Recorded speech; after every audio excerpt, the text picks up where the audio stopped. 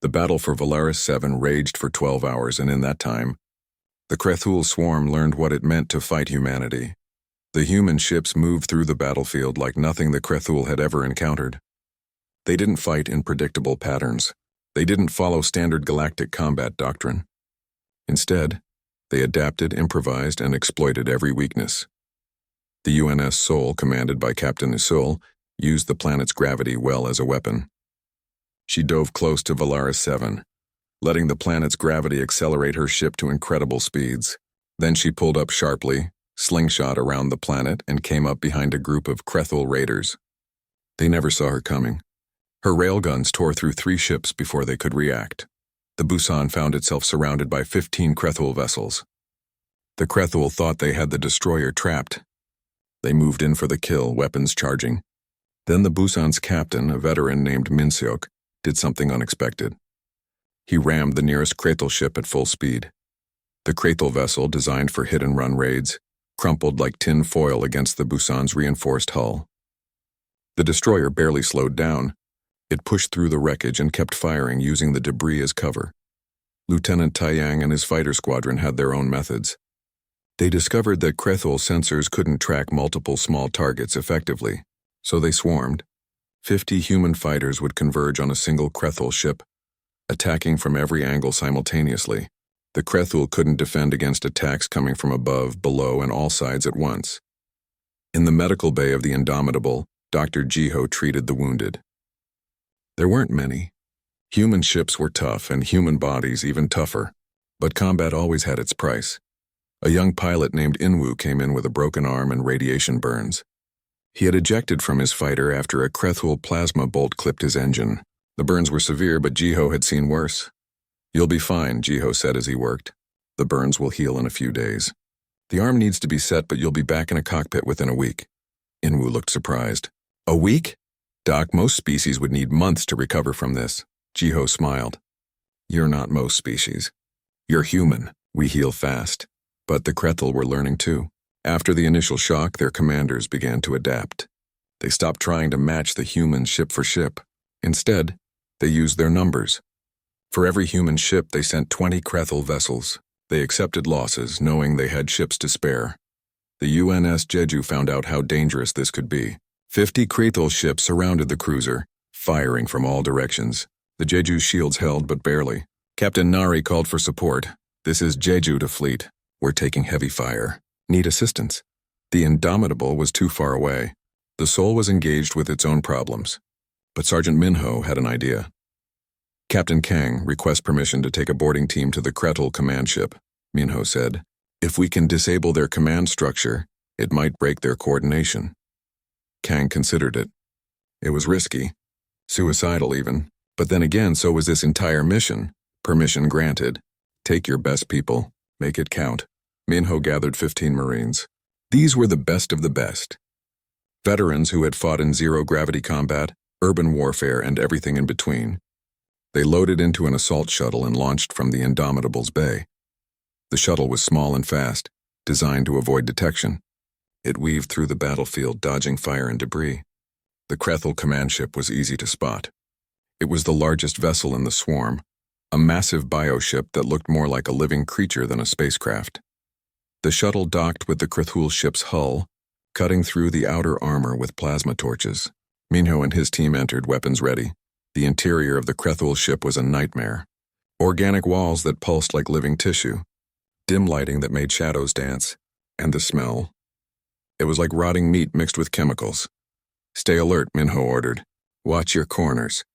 These things are big, but they're not smart." The team moved through the ship's corridors. They encountered Krethul warriors almost immediately. The creatures were huge. 400 kilograms of armored carapace and bio-enhanced muscle. They rushed at the humans with mandibles clicking, expecting to overwhelm them through size and strength. The Krethul learned a hard lesson. Humans from a high-gravity world were stronger than they looked. And more importantly, humans had been fighting wars since before they had written language. They knew every dirty trick. Minho ducked under a Krethul warrior's swing and fired his rifle into the joint of its carapace. The armor was thick everywhere except the joints. The Krethul screamed and collapsed. Another Marine threw a grenade into a group of warriors. the explosion sending chitin fragments everywhere.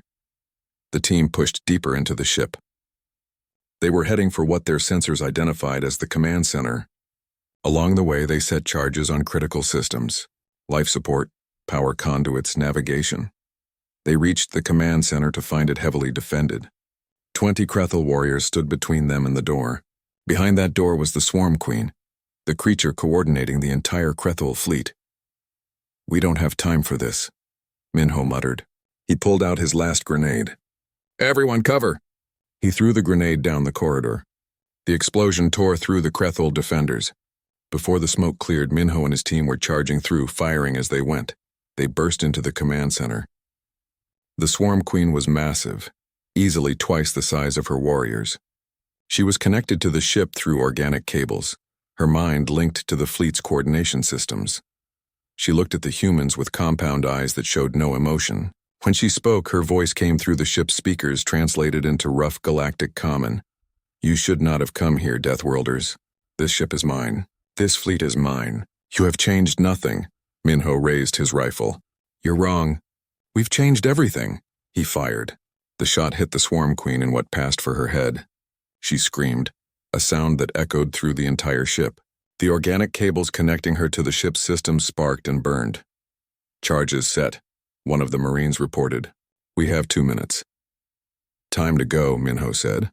The team ran back through the ship, fighting past confused Krethul warriors. Without the Queen's direct control, the warriors were slower, less coordinated. The team made it back to their shuttle with 30 seconds to spare. As the shuttle pulled away from the Krethul command ship, the charges detonated. The explosions tore through the vessel's critical systems. The massive bioship shuddered, then began to break apart. On the Indomitable, Commander Hune watched the tactical display as the Krethul command ship died. Immediately, the rest of the Krethul fleet began to lose coordination. Ships that had been working together started acting independently. Some fled, others attacked each other in confusion. "The swarm is breaking," Yun reported. "They're losing cohesion." Captain Kang saw the opportunity. "All ships press the attack. Don't let them regroup." The human fleet surged forward. They targeted the confused Krethul ships, destroying them one by one. The Krethul, without their queen's guidance, didn't know how to respond. They were used to being told what to do, where to go, what to attack. Without those orders, they were lost. Lieutenant Taiyang and his fighters chased down fleeing Krethul raiders. The Seoul and Busan cornered a group of cruisers and systematically disabled them. The Jeju, now free from its attackers, joined the Indomitable in hunting down the larger capital ships. The battle had turned. The Krethul swarm, which had terrorized the Outer Rim for decades, was being destroyed by 6 human ships. But the humans paid a price. The Seoul took heavy damage from a Krethul suicide attack. The Gwangju lost half its fighter squadrons. Every ship was battered, scarred, running on backup systems and crew determination. Finally, after 12 hours of continuous combat, the last Krethul ship jumped to faster-than-light travel, fleeing the system. Of the 317 ships that had surrounded Valaris 7, only 43 escaped. On the Indomitable's bridge, exhausted crew members looked at each other in disbelief. They had won. Against impossible odds, they had won. "Casualty report," Captain Kang requested, his voice hoarse. Dr. Jiho's report came through. 47 wounded, mostly minor injuries. 3 critical. No fatalities, no fatalities. They had faced a force 50 times their size and hadn't lost a single person. Commander Hyun slumped in his chair. "The galaxy is never going to believe this." Yuna looked up from her station. "Sir, we're receiving a transmission from the planet. The Valerians want to talk to us." Kang straightened his uniform. "Put them through." The view screen showed a Valerian elder, their silicon-based body shimmering with colors that the translator identified as gratitude and awe. "This is Elder Threnel of Valaris 7, the Valerian said. You saved us. When the galaxy abandoned us, you came. Why?" Kang thought about how to answer that. About Earth's history of conflict and cooperation. About humanity's long journey from savage tribes to spacefaring civilization. About the code that said when someone needed help, you answered. "Because it was the right thing to do," he said finally. "And because we're human. That's what we do." The Valerian elder's colors shifted through patterns too complex to translate, but the emotion was clear. Hope, relief, and something new. Trust. We will never forget this. And ahead of them, growing larger with each passing hour, was Valaris 7. The real battle was about to begin. The human fleet dropped out of faster-than-light travel at the edge of the Valaris 7 system. For a moment, there was silence on every bridge as the crews took in what they were seeing. The planet below was beautiful. Valaris 7 was a world of purple oceans and silver continents, its 3 small moons casting reflected light across its surface. But surrounding that beauty was a nightmare. Krethul's ships filled the space around the planet. Hundreds of them. Their vessels were ugly, brutal things. Dark carapaces that looked grown rather than built. Jagged edges and protruding weapons. They moved in swirling patterns like insects around a corpse. "Tactical count," Captain Kang ordered. Commander Hyun studied the displays. 317 ships confirmed, ranging from small raiders to capital dreadnoughts. The largest is approximately 3 kilometers long. They have the planet completely surrounded. On the surface, they could see the scars of the Krethul attack, cities burning, shield generators destroyed, and in orbit, streams of cargo vessels moving between the planet and the Krethul ships carrying stolen resources. "Life signs on the surface?" Kang asked. Dr. Jiho checked the biological sensors, still reading approximately 300,000 Valerians.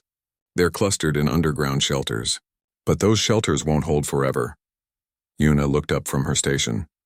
"Captain, we're being hailed." "It's the Krethul." "Put it through." The view screen crackled to life. The image that appeared made several crew members grimace. The Krethul commander was massive, its armored carapace a dark brown color streaked with green. Multiple eyes clustered on what might be a head. Mandibles clicked together as it spoke. The translator turned its speech into words. "Primitive vessels. You have entered claimed territory. Flee now or be destroyed. This world belongs to the swarm." Captain Kang stood up from his command chair. He smoothed his uniform and looked directly at the alien creature on the screen. "This is Captain Kang of the United Nations ship Indomitable. You are attacking a defenseless civilian population. Stand down immediately and withdraw your forces. This is your only warning." For a moment there was silence. Then the Krethul commander began to make a sound. It took the crew a second to realize it was laughing. "6 ships, the Krethul said. You bring 6 tiny ships and dare to challenge the swarm? We are 300 strong. We have conquered 100 worlds. What can 6 primitive vessels do against us?" Kang's expression didn't change. "You're about to find out." He cut the transmission. "All ships, this is Captain Kang. Battle stations. Arm all weapons. Prepare fighters for launch. Today we show the galaxy what humanity stands for." Across all 6 ships, alarms blared. Crews rushed to their positions. In the fighter bays, pilots like Lieutenant Tae Yang climbed into their cockpits. In the marine sections, Sergeant Minho and his teams checked their weapons. In engineering, Wu made sure every system was running at peak efficiency. They had trained for this. They were ready. The Krethul fleet responded to the human challenge. A massive dreadnought, easily twice the size of the Indomitable, moved forward. It was followed by 20 smaller vessels, all of them bristling with weapons. "They're trying to intimidate us," Hyun observed. "It's not working," Kang replied. "Hana, take us in. Full speed. Target that dreadnought." "Sir?" Hana looked surprised. "You heard me." "Straight at them. Maximum velocity." The Indomitable's engines roared to life. The ship accelerated directly toward the Krethul dreadnought. Behind it, the other 5 human vessels followed in tight formation. On the Krethul dreadnought, the commander couldn't believe what its sensors were showing. The human ships were charging directly at them. No evasive maneuvers, no attempted strategy, just a straight suicide run. "Foolish creatures," the Krethul commander hissed. "All weapons fire. Destroy them." The Krethul dreadnought opened fire. Plasma cannons erupted, sending streams of superheated energy toward the human fleet. The weapons were devastating, designed to melt through the strongest shields in seconds. The plasma fire hit the Indomitable dead on. The ship's ablative armor absorbed the impact. Outer layers burned away exactly as designed. The heat dissipated across the hull. Inside, the crew barely felt it. "Minor hull damage," Wu reported. "Outer armor holding. All systems normal." Kang allowed himself a small smile. "Return fire. All weapons." The Indomitable's railguns spoke. Unlike plasma weapons, railguns were simple. Just mass accelerated to incredible speeds using electromagnetic force. No fancy energy shields, no complicated physics. just a chunk of metal moving at a significant fraction of light speed. The projectiles hit the Krethul dreadnought's shields and punched straight through. The Krethul had designed their shields to disperse energy. They had never encountered pure kinetic weapons at this scale. The railgun rounds tore into the dreadnought's hull. Armor that could withstand plasma fire crumpled like paper. Atmosphere vented from dozens of breaches. Internal explosions rippled across the massive ship. "Target is damaged," Hyun reported. "Severe hull breaches. They're losing power." "Don't let up," Kang ordered. "All ships concentrate fire on that dreadnought." I wanted out of this fight. The 6 human ships unleashed everything they had. Railguns hammered the Krethul dreadnought from multiple angles. Missiles streaked across the void, each one carrying a kinetic warhead designed to penetrate and then explode. The Krethul dreadnought tried to return fire, but its weapons couldn't track the fast-moving human vessels. The humans weren't fighting like any enemy the Krethul had faced before. They didn't try to stay at range and trade fire. They closed the distance, moving fast, hitting hard. Within 5 minutes, the dreadnought was crippled. It drifted, powerless and broken. Around it, the 20 escort vessels tried to form a defensive screen. "Launch fighters," Kang ordered. From the carriers Gwangju and Daejeon, swarms of human fighters poured into space. Small, agile craft piloted by veterans who had trained in Earth's gravity. They moved through the void like sharks through water. Lieutenant Taeyang led his squadron in a diving attack on the Krethul escorts. The Krethul ships tried to track them, but the human fighters were too fast, too maneuverable. They wove between ships, firing missiles and railgun rounds at vulnerable points. A Krethul escort tried to ram Taeyang's fighter. It was a tactic that worked on larger galactic vessels. The Krethul ship was massive and armored. It should have crushed the tiny human fighter. Taeyang spun his fighter at the last second, avoiding the collision by meters.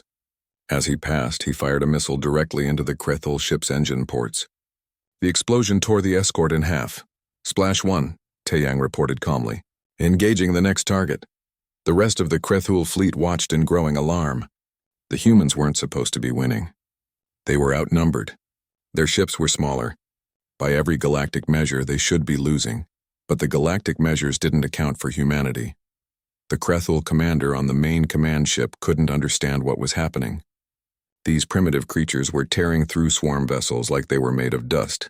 Their weapons were unlike anything in the galactic database. Their tactics were aggressive, almost suicidal, but devastatingly effective. "All ships engage the human fleet," the commander ordered. "Overwhelm them with numbers." "Destroy them all," the Krethul swarm responded. 300 ships turned toward the 6 human vessels. They formed a massive wall of armor and weapons, preparing to crush the humans through sheer mass. On the Indomitable, alarms blared as the tactical display lit up with enemy contacts. "Sir, the entire Krethul fleet is converging on our position," Hyun reported. Kang studied the display. The Krethul were doing exactly what he expected. They were abandoning the planet to focus on the human threat, which meant the Valerians below had a chance. "Good," Kang said. "They're focusing on us. That's exactly what we want. All ships execute protocol wounded prey." Hyun smiled. It was a tactic as old as hunting. Make the enemy think they have you cornered, then spring the trap. "Deploying mines now," Wu reported from engineering. While the Krethul fleet had been focused on the initial engagement, the human ships had been spreading mines throughout the battlefield. Simple devices, mechanical rather than electronic, invisible to the energy-based sensors the Krethul used. The mines were scattered across the space between the human fleet and the converging Krethul vessels. And as the Krethul charged forward in their tight formation, they flew directly into the minefield. The explosions were beautiful and terrible. Dozens of mines detonated simultaneously, tearing into the packed Krethul formation. Ships collided with each other as they tried to evade. The organized charge turned into chaos. "All ships to split formation," Kang ordered. Each vessel selects independent targets. Show them what human initiative looks like. The 6 human ships broke apart, each one diving into the confused Krethul fleet. They moved like wolves among sheep, targeting individual vessels, crippling them, and moving on to the next. The Krethul tried to respond, but their commanders were used to overwhelming force. They didn't know how to fight an enemy that was faster, smarter, and more adaptable than they were. Aboard the Indomitable, Kang watched the battle unfold. They had lost the element of surprise now. The real fight was about to begin. But they had proven something. The alarm started on the second day of their journey. Lieutenant Hana's navigation console lit up with warnings, red lights flashing across her display. She worked quickly, her fingers dancing over the controls. "Captain, we're entering the hazard zone," she reported, detecting multiple gravitational anomalies ahead. "Radiation levels are spiking, and I'm reading a debris field approximately 2,000 kilometers wide." Captain Kang studied the display. The space ahead of them looked like a nightmare. Twisted metal from ancient shipwrecks, asteroids pulled into strange orbits by competing gravity wells, and cutting through it all, streams of radiation that would cook most ships from the inside out. "Can we navigate through it?" Kang asked. Hana pulled up several route options. "Yes, sir. But it will require constant course corrections. The gravity wells shift unpredictably. One wrong move and we could be pulled off course or worse, torn apart." From the engineering station, Technician Wu spoke up. "Sir, the hull can handle the radiation. Our shielding was designed for solar flares in close orbit. This is well within tolerance." "And the debris field?" Kang asked. "Our point defense systems can handle small impacts. Anything larger we'll have to avoid manually." Commander Hyun looked at the tactical display. "The Galactic Council said this space was impassable. That's why they refused to help Valaris 7. They assumed no one could get through." Kang nodded slowly. "They assumed wrong. Lieutenant Hana, take us in. All ships maintain close formation. If anyone runs into trouble, we help them immediately." "Yes, sir." The 6 human ships entered the hazard zone. Immediately, the ship's sensors went crazy.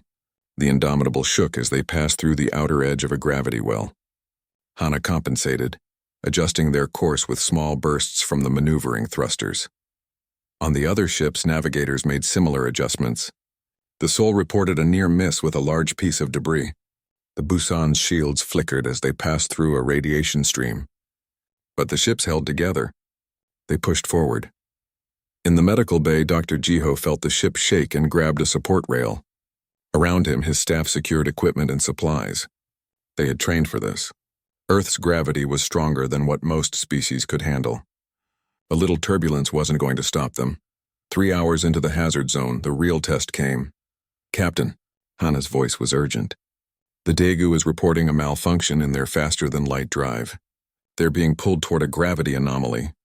Kang was on his feet instantly. "All ships halt advance." Seoul and Busan moved to intercept the Daegu. "Prepare tractor beams." The 2 destroyers changed course, racing toward their sister ship.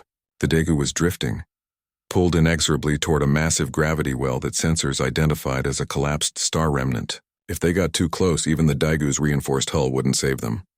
"Daegu, this is Captain Kang. Report status." The Daegu's captain, a veteran named Sunho, responded. His voice was calm despite the situation. "Sir, we lost our primary drive motivator. Switching to backup, but it will take 5 minutes. We're being pulled in at increasing velocity." 5 minutes. The Daegu didn't have 5 minutes. "Seoul, Busan, lock tractor beams on the Daegu now," Kang ordered. "Full power. Pull them out." The 2 destroyers positioned themselves and activated their tractor beams, invisible lines of force connected to the Daegu's hull, trying to halt its drift. But the gravity well was strong. Too strong. "Not enough," Commander Hyun muttered, reading the data. "The pull is too great." Kang made a decision. "Indomitable, full power to engines. We're joining them. Jeju, Gwangju, Daejeon, add your tractor beams." All 6 ships now worked together, their combined power focused on pulling one vessel away from destruction. The Indomitable's engines roared, pushing against the invisible hand of gravity. The ship groaned, metal creaking under the stress. In engineering, Wu watched his displays with growing concern. "Captain, we're at 110% power. The engines won't hold this for long." "They'll hold," Kang said. It wasn't hope. It was a statement of fact. Slowly, meter by meter, the Daegu began to move, away from the gravity well, away from destruction. "Backup drive is online," Captain Sunho reported. "We have maneuvering control." The Daegu's engines fired, adding their own power to the rescue effort. The ship accelerated away from the gravity well, and the other vessels released their tractor beams. There was a collective exhale across all 6 ships. "Damage report," Kang requested. "Minor stress fractures in the hull," Wu reported. "Nothing critical. Engines are back to normal parameters." "We're good, sir," Kang nodded. "All ships resume formation. Let's keep moving." They continued through the hazard zone, and with each kilometer the crew grew more confident. This was dangerous space, yes. But they had faced worse in the asteroid belt around Mars. They had navigated through Jupiter's radiation bands. They had survived Sol's cosmic storms. This was just another obstacle. 4 hours later, they detected a signal. It was weak, barely registering on their sensors. A galactic standard distress beacon. "There's a ship out there," Yuna reported from communications. "I'm reading minimal life signs. They're adrift." Kang checked the tactical display. "Can we reach them without compromising our mission timeline?" Hana ran the calculations. "Yes, sir. It would add approximately 2 hours to our journey." Hyun looked at Kang. "We're already on a tight schedule." Kang stood there for a moment, thinking. Then he made his decision. "We go. If there are survivors, we bring them aboard." "Hana, plot an intercept course." "Yes, sir." 20 minutes later, they found the ship. It was a Centauri merchant vessel. Its hull breached in multiple places. The elegant curves of Centauri design were marred by scorch marks and impact damage. It drifted, powerless and dying. "I'm reading 7 life signs," Yuna said, "all week. They won't last much longer. Sergeant Minho, take a rescue team. Get those people out of there," Kang ordered. Minho was already moving. He grabbed 5 Marines and headed to the airlock. Within minutes, they were suited up and crossing the space between the 2 ships. The Centauri vessel's interior was a disaster. The artificial gravity had failed, leaving everything floating in 0G. The air was thin and toxic. Radiation levels were climbing. Minho's team moved through the ship with practiced efficiency. They found the Centauri in what had been the ship's safe room. 7 beings, tall and thin with elongated limbs, huddled together. Their skin, normally a vibrant blue, had faded to a sickly gray. "We're here to help," Minho said through his suit's translator. "We're getting you out." The Centauri captain, a being whose translator identified as Veltorn, looked at Minho with large, dark eyes. "You came into Class 5 space, and for us? We were passing through anyway," Minho replied. He helped Veltorn to his feet. The Centauri weighed almost nothing in Minho's arms. Like carrying a child, the rescue team got all 7 Centauri to the Indomitable's medical bay. Dr. Jiho was ready for them. He had studied Centauri biology during the transit, pulling everything he could from the ship's database. "Set them down gently," Jiho instructed. "Their bone structure is fragile. Even minor pressure could cause fractures." As Jiho worked to stabilize the Centauri, Veltorn watched the human medical team move around him. They worked in conditions that should be impossible. The gravity on this human ship was crushing. The oxygen levels were toxic. The very air should be burning Centauri lungs, yet the humans moved easily, efficiently, as if this was normal. "What are you?" Veltorn whispered. Yuna, who had come down to help with translation, smiled gently. "We're from Earth. It's a bit different where we come from." Once the Centauri were stable, Captain Kang visited the medical bay. Veltorn, despite his weakness, insisted on speaking. "Captain," the Centauri said, his voice translated into Korean, "why did you risk your ships? Your crew, for strangers?" Kang pulled up a chair and sat down. "Because you needed help. That's reason enough. But the hazard zone, the dangers—" "We've faced worse," Kang said simply, "and we'll face worse again before this mission is over." Veltorn's eyes widened. "You're heading to Valaris 7 to face the Krethul swarm. You know about it?" "Everyone in the Outer Rim knows. The swarm has been there for 3 days now. They have over 300 ships. They're taking everything. The people, the resources, the very minerals from the ground." Veltorn looked at Kang with something like fear. "Captain, no one has ever defeated a swarm that large. The Galactic Council declared Valaris 7 lost. The Galactic Council gave up," Kang corrected. "We don't give up. You have 6 ships.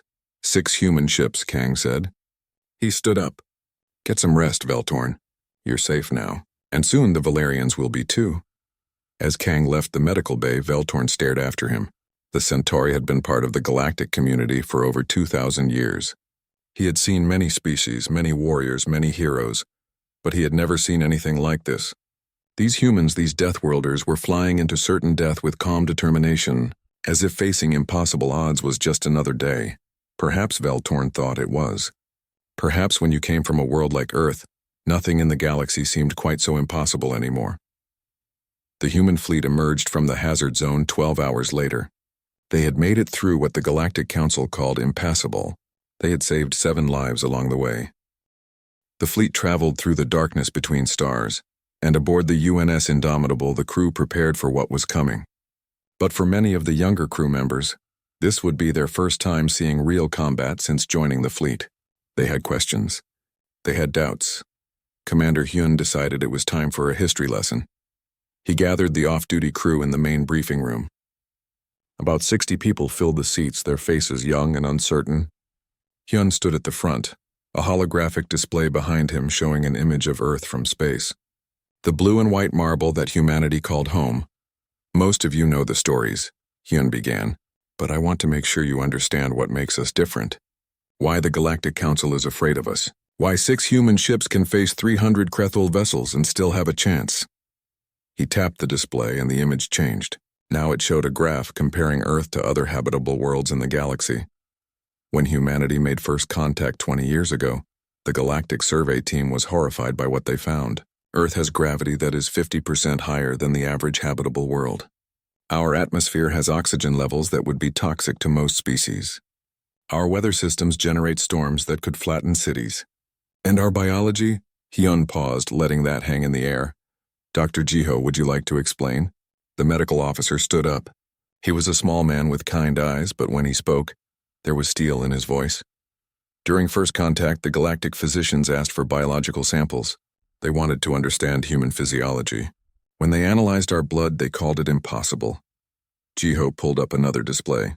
Human blood clots automatically to seal wounds. We can survive losing 30% of our blood volume. Most galactic species would die from losing 10%. A young private named Dayun raised her hand. Sir, is it true that our immune system scared them? Jiho nodded. The galactic physicians couldn't believe what they were seeing. Our immune system is so aggressive that it sometimes attacks our own bodies. We have white blood cells that actively hunt down and destroy invaders. We can survive infections that would kill most species in hours, and our bodies can heal from injuries that other species would consider fatal. Broken bones, torn muscles, damaged organs. Given time, we recover. The room was silent. Everyone knew this, of course, but hearing it laid out so clearly made it real. The survey team classified Earth as a Class 12 death world. Hyun continued. The highest rating in the galactic system. Only 3 other worlds have that classification, and none of them produced intelligent life. Until Earth. The display changed again, showing images of Earth's predators. Lions, sharks, bears, crocodiles. We evolved on a world where everything wanted to kill us, so we learned to kill back. We learned to adapt. We learned to survive. Lieutenant Hana spoke up from the back. That's why the Council keeps us at arm's length. They're afraid. Yes, Hyun agreed. And they should be. Not because we're violent or cruel, but because we're survivors. We don't give up. We don't surrender, and when someone threatens innocence, we respond. He changed the display one more time. Now it showed the Krethul swarm. They're insect-like ships swarming around a planet. The Krethul have been terrorizing the Outer Rim for decades. They use overwhelming numbers and brute force. They've destroyed colonies, enslaved populations, and stripped entire worlds of resources. And the Galactic Council does nothing because the Krethul operate in dangerous space where most species won't go. Sergeant Minho stood up from his seat. He was a big man, scarred and hardened from years of combat. So we're going where others won't. Nothing new there. That got a few chuckles from the crowd. Hyun smiled. Exactly. The Krethul think they're unstoppable. They've never lost a major engagement, but they've also never fought humans. Another crew member, a young engineer named Borum, raised his hand. Sir, what do we know about Krethul combat capabilities? Good question. Hyun pulled up tactical data. Krethul vessels use plasma weapons designed to overwhelm shields with sustained fire. Their ships have thick armor, grown from organic compounds. They prefer to swarm their enemies using numbers to crush resistance. In close combat, individual Krethul warriors can weigh up to 400 kilograms and possess bio-enhanced strength. Minho grunted. Strong but stupid. I've seen the reports. They rely on intimidation and mass attacks.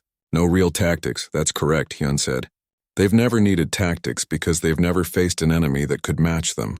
Dr. Jiho spoke again. I've been reviewing their biology. Krethul are arthropod-based with exoskeletons and multiple limbs. They're strong, but they're also brittle. Their exoskeletons can't handle the kind of impact trauma that human bones can absorb.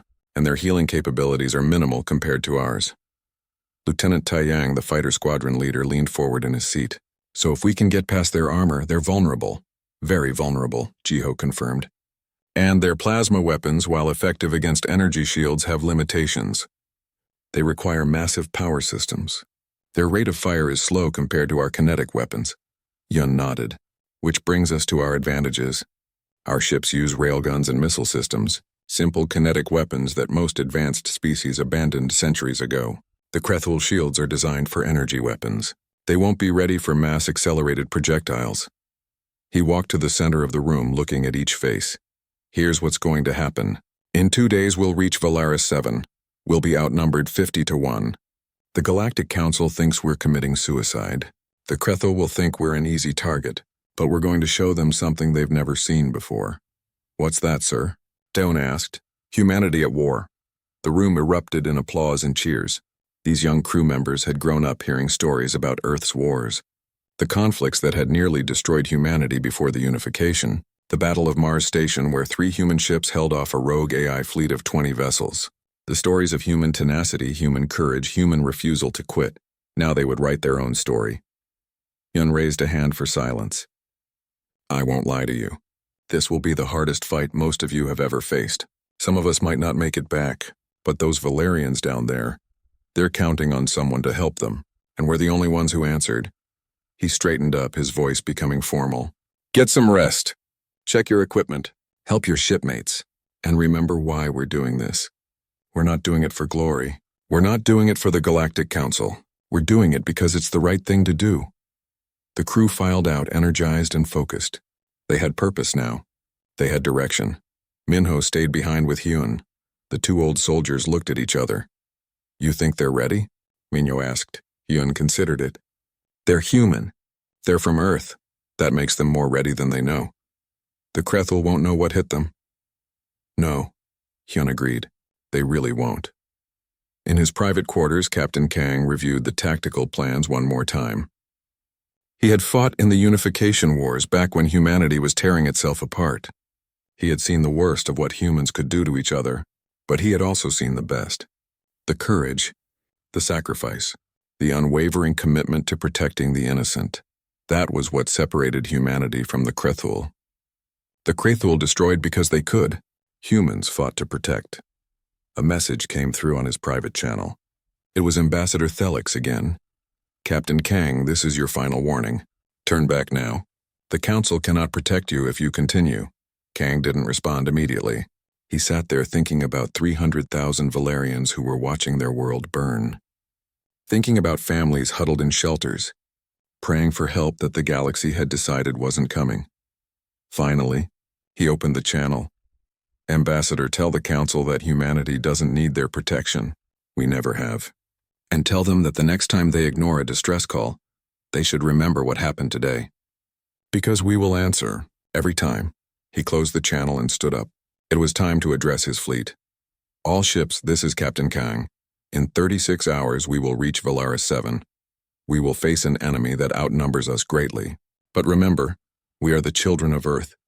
We are the survivors of a death world that tried to kill us for millions of years. And we are still here. Let's show the galaxy why. The responses came back from all 6 ships, acknowledgments, confirmations, and beneath it all, determination. The human fleet pushed deeper into the dangerous sector, toward a battle that would change everything. The signal came through at 0300 hours, cutting through the quiet hum of the monitoring station. Yuna jerked awake at her console, her coffee nearly spilling across the controls. She had been on night watch for 6 months now, and nothing ever happened during night watch. Until now, the distress call was desperate. Yuna could hear it in every frequency spike, every burst of static. She pulled up the translation software and listened as the automated system converted the alien language into words she could understand. This is Valaris 7 to any ships in range. We are under attack. The Krethul swarm has breached our defenses. Our shields are failing. We have children here, families. Please, anyone who can hear this, we need help. The message repeated, over and over. The same desperate plea. Yuna's hands moved across the console, checking the origin point. The signal came from the outer rim, far beyond the normal trade routes. She pulled up the star charts and found Valaris 7, a small colony world she had never heard of before. She hit the emergency channel. "This is monitoring station Delta 7 to UNS Indomitable. We have a code red distress signal, requesting immediate response from Captain Kang." The reply came within seconds. Captain Kang's voice was calm but alert. "This is Kang, send it through." Yuna transferred the signal. She waited, her heart pounding. She had heard stories about the Krethul swarm, everyone had. They were raiders, scavengers who swept through vulnerable worlds and took everything. Resources, technology, and sometimes the people themselves. 5 minutes passed. Then Captain Kang's voice returned. "Yuna, pull all available data on Valaris 7 and the Krethul. Send it to my ready room. And wake up Commander Hyun. Tell him we have work to do." "Yes, sir," Yuna replied. She felt a surge of relief. They were going to help. Aboard the UNS Indomitable, Captain Kang stood in his ready room, staring at the star charts. Valaris 7 was 3 days away at maximum speed.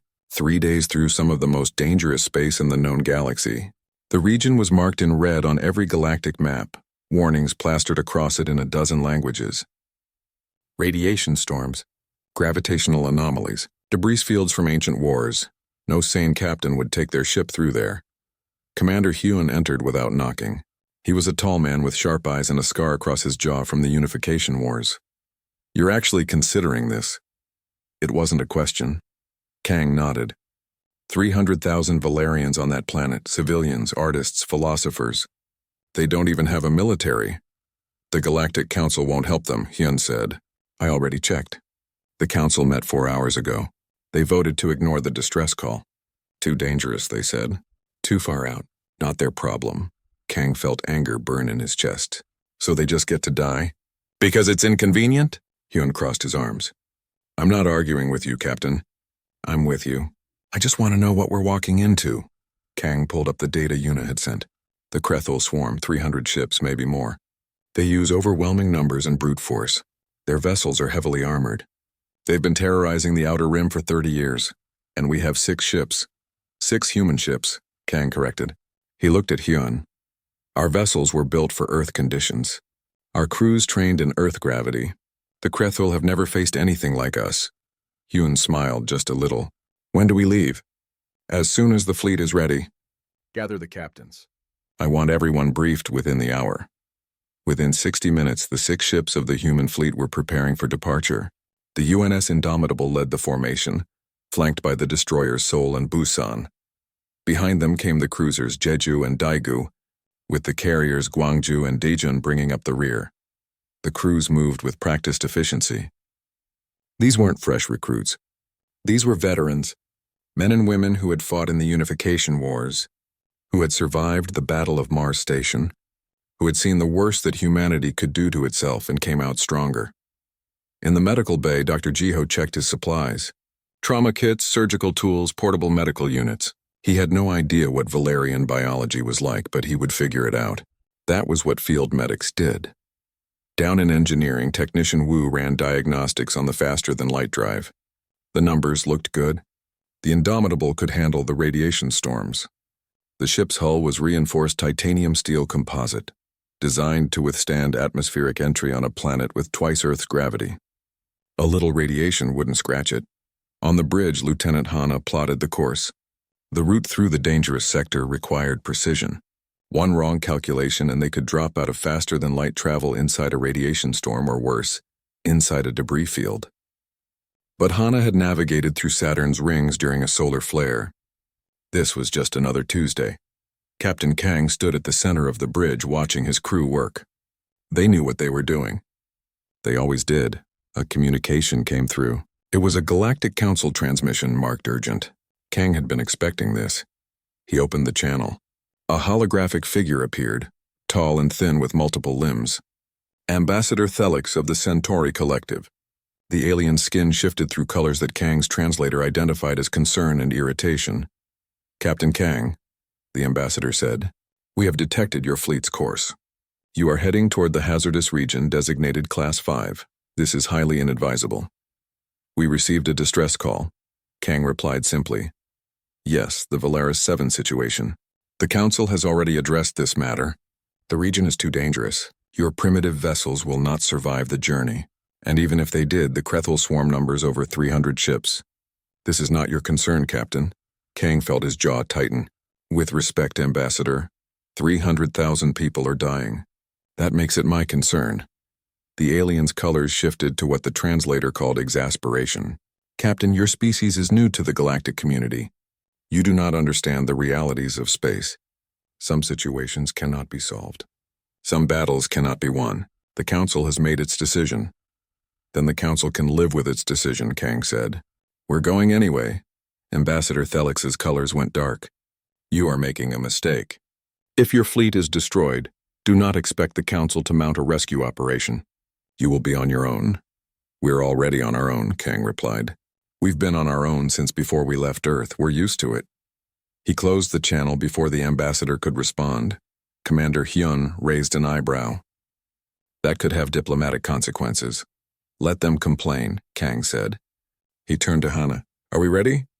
Course plotted and locked in, sir. All ships report ready for departure. Kang settled into his command chair. All ships, this is Captain Kang. We have 300,000 people counting on us. They don't know we're coming. They don't know we exist. But we're going to show them that when someone calls for help, humanity answers. Engage faster than light drives. The 6 human ships vanished from normal space, leaving only the fading glow of their engine trails. Behind them, Ambassador Thelix watched from the Council monitoring station. He had seen the readings from the human vessels. The power signatures were unlike anything in the galactic database. The hull densities were absurd. These ships were built like fortresses, and they were flying into a meat grinder. The ambassador felt something he rarely experienced. Hope. And beneath it, fear. Fear of what these Deathworlders might actually be capable of. The galaxy was about to find out.